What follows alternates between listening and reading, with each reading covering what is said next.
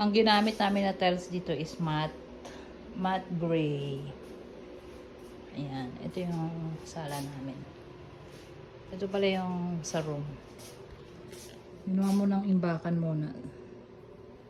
Stock room muna. Pero lilinisin ko pa to kasi pa yung garage namin hindi pa tapos.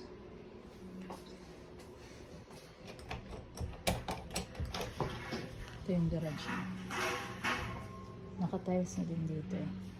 Kaya lang hindi pa kompleto. Magulo pa. Ito yung harapan.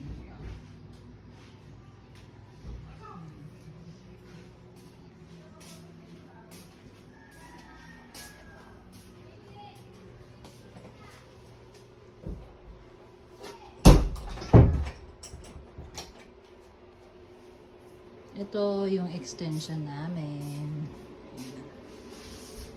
May pintuan dito. Ayan. Bali may pintuan dito. Tapos yan yung kwarto. Pakabit ako ng exhaust dito. Tapos yung electric pa namin. Ayan, may ano na siya. May fan na. Ang ilaw pala, sorry. Ang ilaw. Ganda na.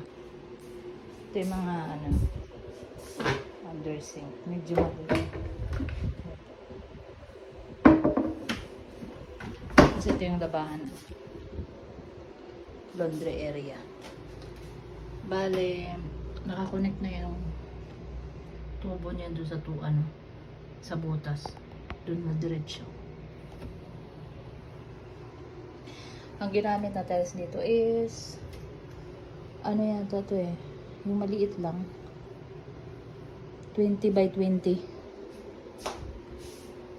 Ayan. Ganda na. Sige ako lang ng kaunting decoration. Yeah.